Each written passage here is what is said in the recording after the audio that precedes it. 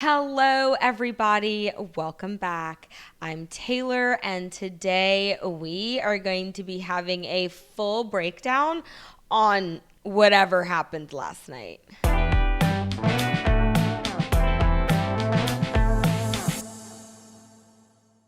I know what everybody's probably thinking. There are so many people covering this. I probably have nothing else to add. And that probably is true. I think that despite what I have seen so far, and I paid attention to a lot of it, whether it's on the news or it's people on Twitter or it's actual other YouTubers making videos of this exact same manner, and everyone's taking a different approach to the same situation. And I wanted to dive a little bit more into that for a lot of different reasons.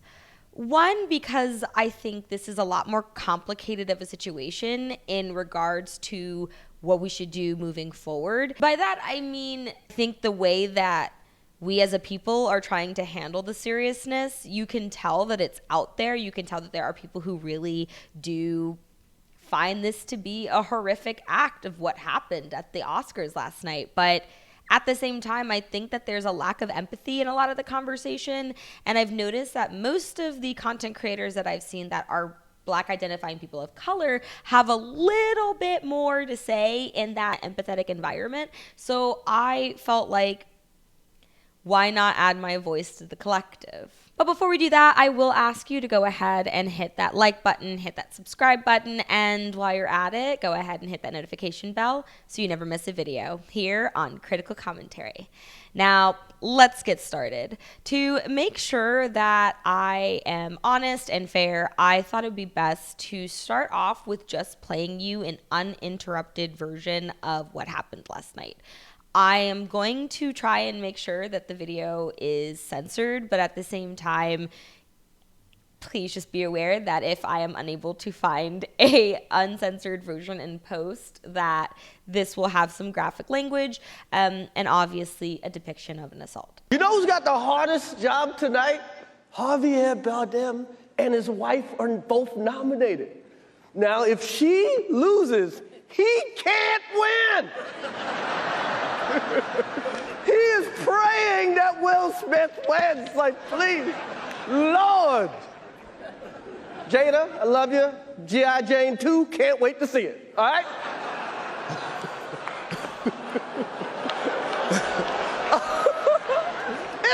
That was a nice one. Okay.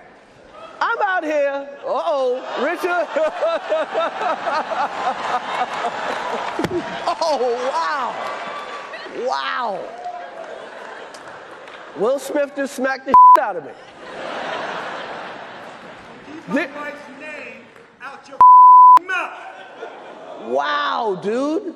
Yes. It was a G.I. Jane jump. Keep my wife's name out your mouth. I'm going to, okay? Okay. That was a greatest night in the history of television. Okay.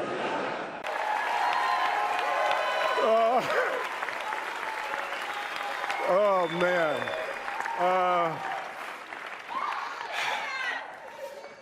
Richard Williams was a fierce defender of his family.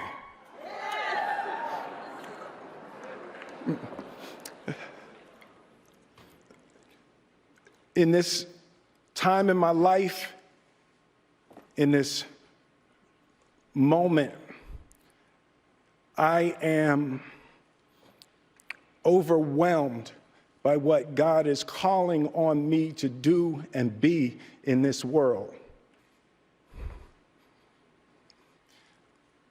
Making this film, I got to protect Ingenue Ellis, who was one of the strongest, most delicate people I've ever met.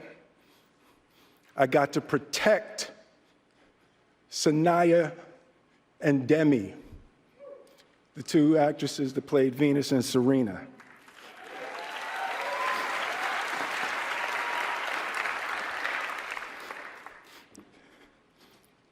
I'm being called on in my life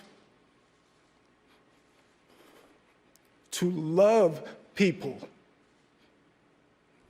and to protect people and to be a river to my people.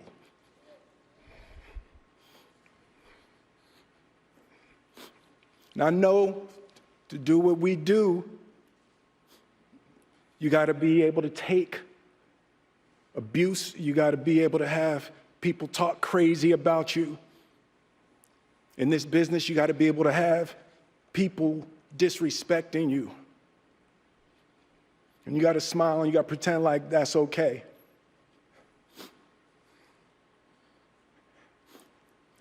But Richard Williams, and what I loved, thank you, D. Denzel said to me a few minutes ago, he said, at your highest moment, be careful, that's when the devil comes for you.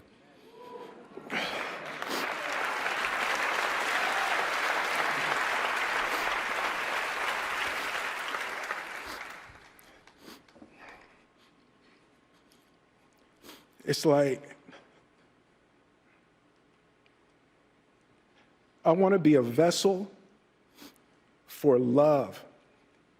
I want to say thank you to Venus and Serena. I just spit. I hope they didn't see that on TV. I want to say thank you to Venus and Serena and the entire Williams family for entrusting me with your story. That's what I want to do. I want to be an ambassador of that kind of love and care and concern.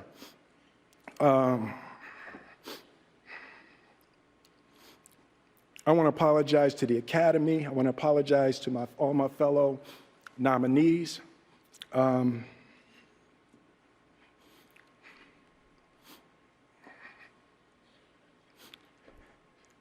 This is a beautiful moment, and I'm not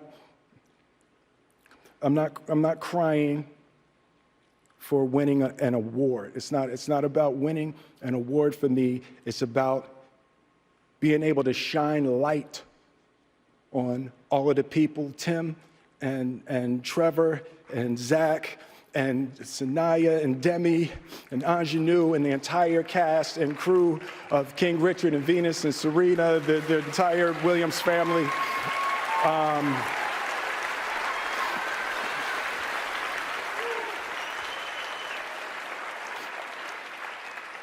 Art imitates life. I look like the crazy father, just like they said.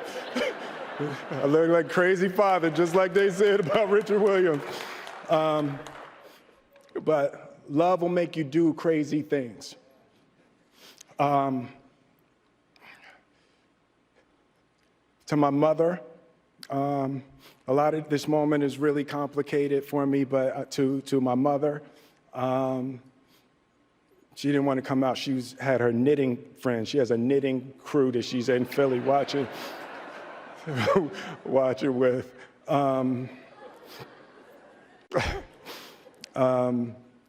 Being able to love and care for my mother and my family, my wife. I'm taking up too much time. Thank you for this honor. Thank you for this moment, and thank you on behalf of Richard and Oracene, the entire Williams family. Thank you. Hope the Academy invites me back. Thank you.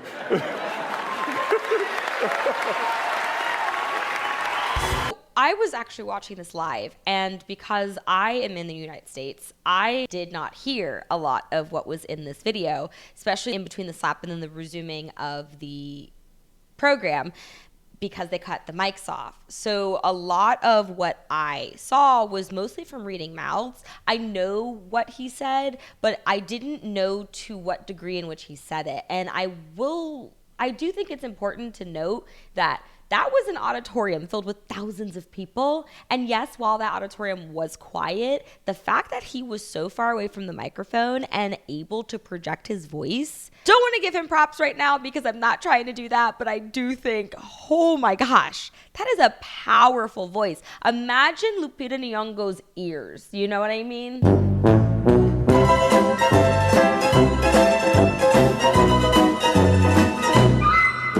not going to lie to you. I have been really thinking about what I wanted to say in this video for all day since I saw it. Actually, I wasn't even going to make one because I felt like everyone else was going to be doing this, and so I just was like, well, what's the point in adding to the discourse if other people who are bigger and louder are going to be heard more? And I noticed that in a lot of the conversation, there was a lot of pressing charges, and there was a lot of conversations about taking away Will Smith's Oscar, which is actually being deliberated. I know that today the Academy officially is going to launch a evaluation of Will Smith's incident. I know there were a lot of people who felt like that situation wasn't handled well, and I agree. I don't think you should be getting on stage and slapping a man because he insulted your wife. Hold on. Because this is where I think the lack of empathy becomes more apparent. A lot of people feel like, yes, Will Smith was completely in the wrong in his reaction, and I agree. There's no but there. In regards to Chris Rock's joke, I honestly didn't know that Jada Pinkett, because I'm not a big Jada Pinkett Smith follower. I watched some of her Red Table Talks, but honestly, those things are a mess. So I just don't pay attention to them that often. So hearing the joke in that moment, I really did think he was making a movie reference. I did not know about the alopecia, and I know that that's a big part that is added to this story to kind of further demonize Chris Rock. And I'm not going to say he knew about this. I'm not going to say he didn't, because I was obviously living under a rock, and I didn't know about the alopecia diagnosis until this all happened.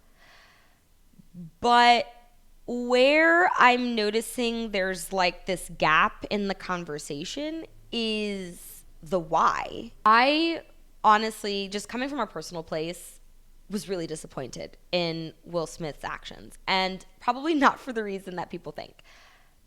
I was not so much upset that he was defending his wife's honor. It's not so much that I was upset that he was reacting. I was more upset because I felt like he had come so far, right?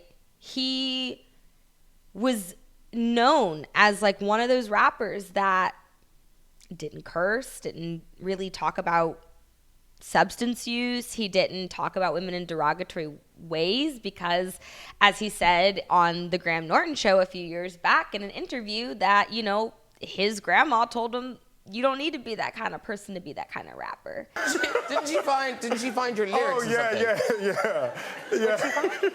No, my rap book, I started writing my raps when I was about 12. So I had my book, and I wanted to be a rapper. So I had all of my curse words and my 4-letter words and everything in there. And my grandmother found my rap book. And she never said anything, and she just turned to the back page and she wrote, "Dear Willard," that's my, you knew that was my real name, right? That. Willard, you knew that. Yeah, dear, I'll just use Will because Willard feels weird. Yeah. She was like, "Dear Willard, truly intelligent people do not have to use words like this to express themselves. Please show the world that you're as smart as we think you are. Love, Gigi." I feel like that is the catalyst for how we've kind of seen Will Smith in both his career and in his personal life, now that it's kind of up for debate and up for discussion. When I think about who Will Smith is, in terms of his filmography and his music, is soft. And I don't mean soft as an insult. He was, for me, the most relatable of rappers of his time. I was able to listen to his music because I grew up not being able to listen to rap music. My parents wanted me to not listen to it. They just felt like at my age that wasn't appropriate. And so Will Smith was the person I could listen to. So I got into him more than I got into everyone else. I was watching Fresh Prince of Bel-Air. I saw Hitch when it came out. Hitch was like one of the first main movies that I think cemented Will Smith as an actor in my head. I cried at Collateral Beauty. I bawled at 6 pounds. I have pretty much seen every single thing that he has done except for The Pursuit of Happiness. And the only thing that I didn't like that was a movie of his was After Earth. And the two movies that seem to be the lowest on my list have something to do with a little bit of nepotism, but I digress. Seeing him behave this way, seeing him walk on stage and physically assault one of my favorite comedians like Chris Rock, was just flabbergasting. I did not know how to feel about it. I felt like this was the moment. We all knew that he was going to win this Oscar. I feel like if anybody was 100% certain that someone was going to win an Oscar last night, it was Will Smith for King Richard. And I didn't even see the movie, and I knew he was going to win. I never put any other money against him because of just how prolific he is in Hollywood and in culture, both black and just mainstream in general. I think the reason behind what happened was something that has been unraveling for a while now. I love the Graham Norton show. As I brought up earlier, his interview with when he talks about his grandma and his early writing career or early rapping career. And I started to notice, because like he's not a full regular. I feel like it's hard to say people are regulars on the Graham Norton show because a lot of times they're not from the US. And if they are, it's like they're people who live in London currently. So it's whoever's also just within the vicinity. And Will Smith has been, I feel like, especially from, coming from the US, has been one of the biggest American stars that have been on the red couch. And I've noticed that every time he gets there, or every time he makes an appearance, he becomes a little bit more theatrical and egotistical every time he appears. I wondered why this was a thing because, again, he's charismatic. So when he's telling a story, of course you want to listen to the story. But it's one thing when he is acting or he is performing and there is enough space allocated for other people in the discussion to be heard. On Graham Norton's show, everyone's talking on top of each other. And I kept noticing that he had kind of a lack of regard for other people. And it got worse and worse as he became more comfortable on the show. And I think it was partially due to the fact that people enabled it. People allowed him to be more cocky in the videos. People liked it when he came on the stage. He stole the show. And is that critical of me to say that, you didn't let people talk? You didn't let people express their opinions about the situation. You just kind of dominated the conversation. I guess yes and no. I mean, who am I to judge? But I also just noticed that and put it away as a mental note. So finally, by the time I'm watching this man walk across the stage to slap Chris Rock, someone he's known for a very long time, I'm actually not even sure if they're friends. Please let me know down in the comments if you think they're friends. But I just thought it was weird how he just so comfortably went from laughing to on the stage slapping him and even walking off. And I noticed that the face that he makes while he's walking back, he very much felt validated in that moment. He felt completely in the right in that decision, in that moment. And the tonal shift between him walking back and him walking up to say his speech is completely different.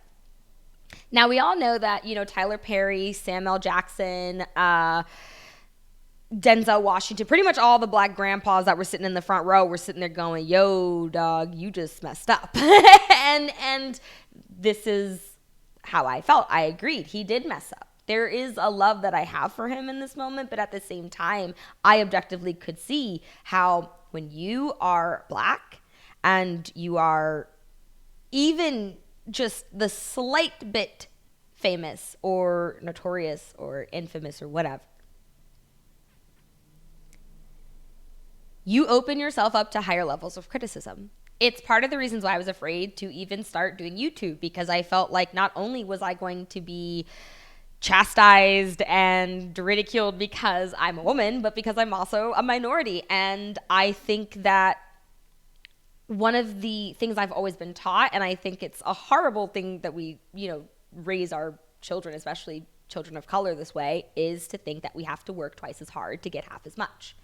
F-Day Signifier did a video about this, and I will link the video in the description if you ever want to talk about it. He does a lot of like black content, pop culture related video essays, and he brought up how toxic of a notion this is, and I do agree with him. I think it is toxic. I think that by forcing our children to work extremely hard and to constantly be monitoring their behavior in a way that almost makes them slightly inauthentic is not very healthy when thinking about your overall emotional development and self-schema. Because Will is coming from a poor background and he has an abusive history with his father that we kind of see bleed into his character as Will in The Fresh Prince.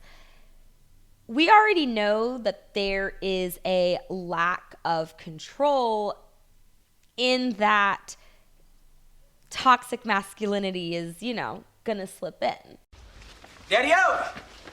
What's up? Will, I'm glad you're here. Some business came up I gotta handle. So we're gonna have to put our trip on hold. You understand? Yeah, that's cool.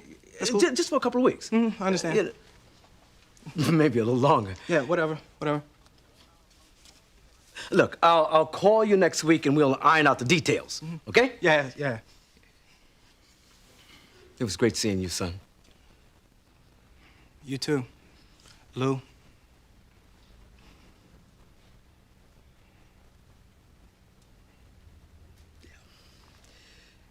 Yeah, I'm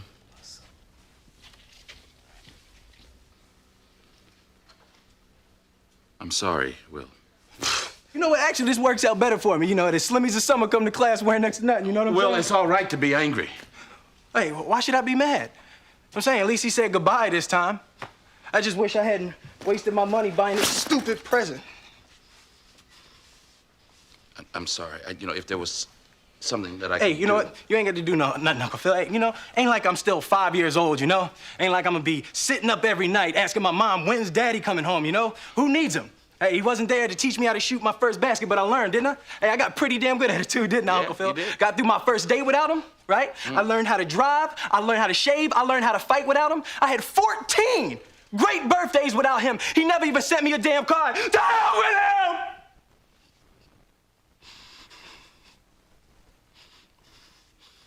I ain't need him then, and I don't need him now. Will. Nah, you know what, Uncle Phil? I'm gonna get through college without him. I'm gonna get a great job without him. I'm gonna marry me a beautiful honey, and I'm gonna have me a whole bunch of kids. I'm gonna be a better father than he ever was. And I sure as hell don't need him for that, because ain't a damn thing he could ever teach me about how to love my kids.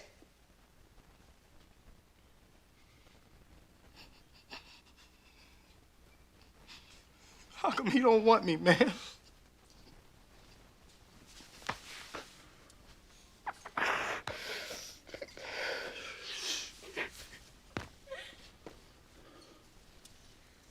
The point of black toxic masculinity, as well as all other forms, is to establish oneself as an alpha.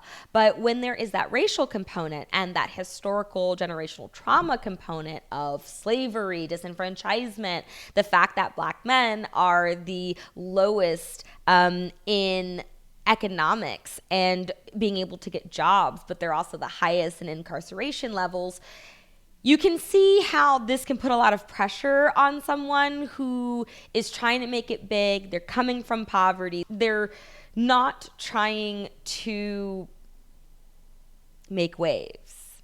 But his presence alone makes waves because he's so, again, charismatic. So now we're looking at this man. We're seeing where he's at. He's finally at the Oscars, right? He's finally here. He's been nominated multiple times, and this is his final win. And Denzel made a very good comment that I'm glad Will acknowledged in his speech. Denzel said to me a few minutes ago, he said, at your highest moment, be careful, that's when the devil comes for you. That's it. That's it. This is where I feel the conversation gets lost.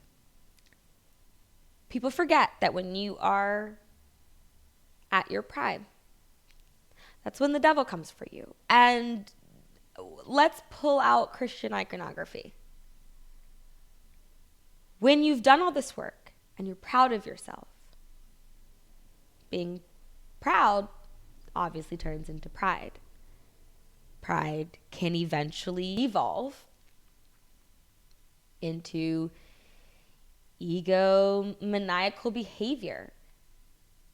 It could also just be the fact that the man just feels like he has been under the radar. He hasn't had any bad press in most of his career, if not all of it. He's been able to get by on this, inauthentic persona that he has created for himself because of where he comes from and because of who he is.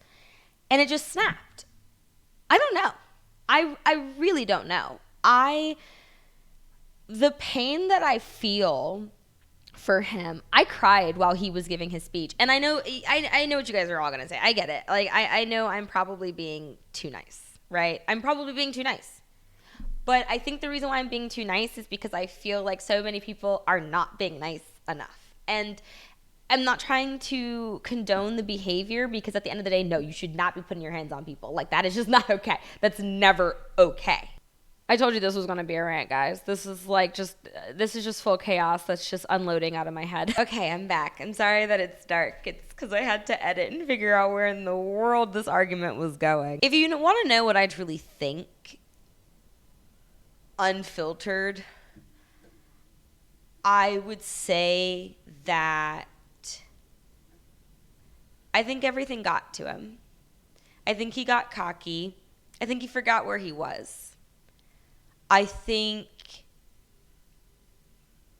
it's also not fair for me or anyone to say that someone deserves a negative event in their life when they've done so much.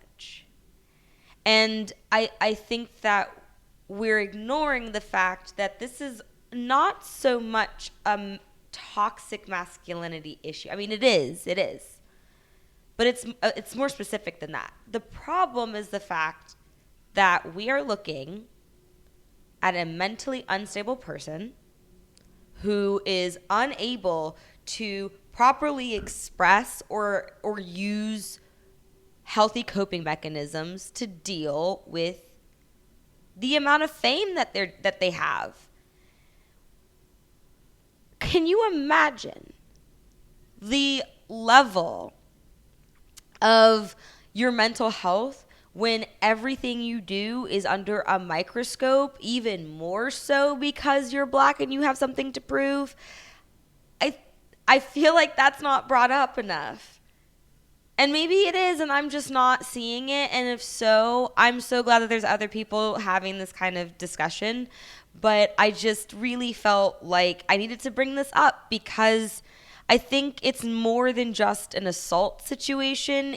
It's a mental health issue. For those of you all who do not remember this situation, about a year ago, August Alsina came out with an interview where he pretty much explained that he was having a sexual relationship with Jada. And I honestly don't even want to do all the research to remember all the significant details because it's just so crazy. And I just remember like trying to digest it the first time.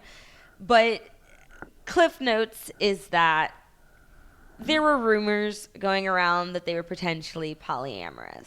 And I really don't know or care what they do. And I think this is also why I feel like he's reacting the way he is now, because a lot of people made a lot of assumptions about his marriage. And he even went on Jada's, I think it's like a Facebook TV something kind of, I don't know, Red Table. He came on the Red Table and was crying, and they were talking about their marriage, and they were talking about their ups and downs. And like, first of all, they didn't have to do that. I honestly felt like they shouldn't have done that because I didn't need to know. It wasn't my business. And I'm not even going to get into the August thing because at the end of the day, like that, it's just too messy. But I feel like we didn't take him seriously. The minute that Red Table talk came out, there were memes of Will Smith crying. And I'm gonna not even act righteous and say that I haven't used that meme. And I think a lot of this has to do with the fact with how we saw him as a singer and how we saw him as an actor. I said he was soft earlier in this video. And again, I don't mean this as an insult, but I think to some people, it has been. And I even think to him, it might be an insult. Because, again, he demonstrates a significant amount of gravitas, specifically his interviews on the Graham Norton show. And, you know, I don't watch a lot of his other interviews, but I watch every single episode of Graham, and I have paid attention to every time he's been on there, and he gets more and more ostentatious. The level of grandeur that he expresses is just becoming a little bit obnoxious, and I'm realizing that it might be because we have painted him in this light, this black toxic masculinity of needing to not just be strong, but the protector, as he said. I mean, he literally said that God called upon him to protect black women, which, I mean, thank you, but I didn't really ask to be, you know, protected in that manner. I didn't ask for you to go smack Chris Rock in my defense. I do not want to alienate those who felt like Will Smith was right in wanting to protect black women and acting in the manner that he did, or at least just the proactiveness of his duty. I think what we saw was just the culmination of what happens when you have someone with a God complex that is extremely insecure, is working super hard to the point where they have to identity shift to make themselves more palatable to audiences. And that means they have to literally be nominated multiple times before they get one Oscar. I'm specifically talking about people who came up in the 90s, like 90s black royalty Hollywood. Not many of them have been able to really have the career that Will Smith has created for himself. And a lot of the reasons why is because he really did make himself palatable to white audiences. And I can't imagine that didn't have some sort of influence on who he has become. It makes sense why when he's on television and doing interviews, it makes sense why he's so charismatic. He's kind of performing like a 2022 version of a minstrel show, except we don't even realize that he's being the minstrel. He knows. So when he sits there and he's crying and saying, you know, people talk about you and they say crazy things about you and you have to just be okay with it, that means that in Will Smith's life, maybe he wasn't necessarily I don't want to say he was humiliating himself, because I don't think that might have been his career. I don't know. I wasn't there. But I do think that he sacrificed a lot to be where he is. And we'll never know what those sacrifices are. And we'll never know how significant they are into contributing to where his mental state was at last night. But I think I just respect him too much.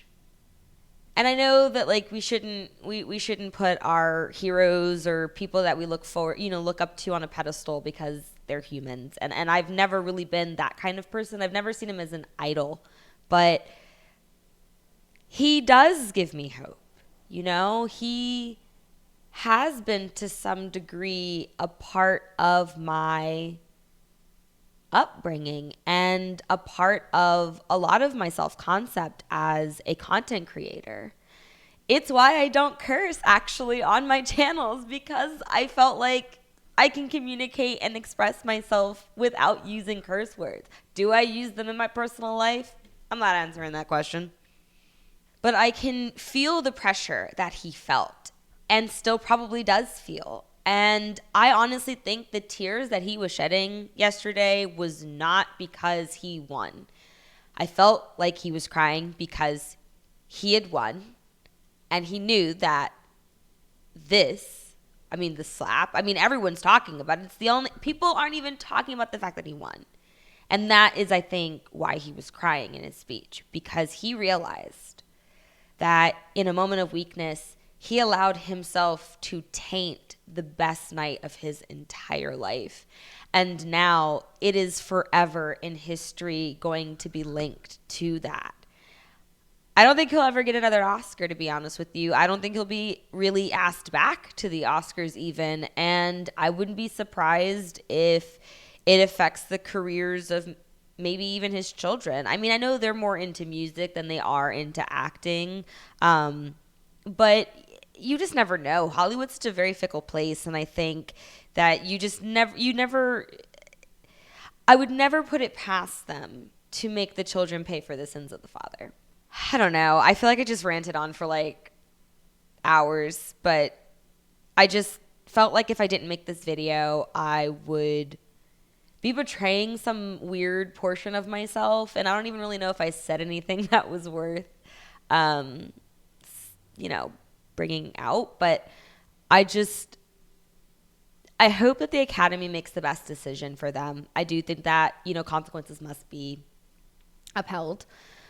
And I hope that Will Smith gets the healing that he needs. I hope that Chris Rock is able to move on. Apparently he was seen at the after party, kind of moving past everything. And I think that's fine, but I also think he probably has his feelings hurt. I would not be surprised if one of his best friends really betrayed him last night. And I think that is going to be something that Will Smith will also have to deal with down the line, because they've been friends for so long. So I don't know. What do you guys think? I'm curious. I would like everyone to be very respectful. If you're not respectful, I will be very angry. So please be respectful in the comments, but please share your opinion on the matter. And I don't even want to make this like, oh, if you're not of the culture, you can't comment, because I don't believe that's true. I think this is a human experience. And I think that as long as we come with, compassion and empathy in every interaction that we have with other people, even if it's not in front of them, even if it's just about them, then maybe we're just like healing one person at a time. So let me know what you think down in the comments. I'm curious to know what you think. Also, make sure to follow me on Twitter and Instagram at CriticalCom with 2M's TV. And don't forget to like, subscribe, and hit that notification bell. I'm going to go get some dinner because I'm starved. Have a good night, guys. Bye.